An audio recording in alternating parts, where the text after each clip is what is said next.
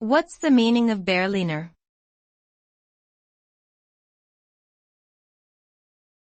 Berliner.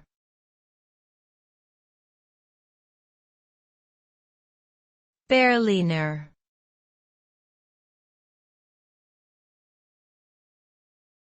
Berliner.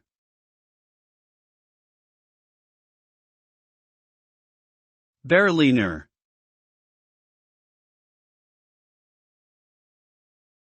Berliner is a German noun that refers to a person who lives in or comes from Berlin, the capital city of Germany.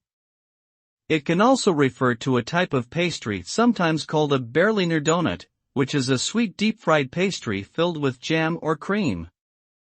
In English, the word Berliner can also be used as an adjective to describe things associated with Berlin, such as Berlin-style architecture or a Berliner artist.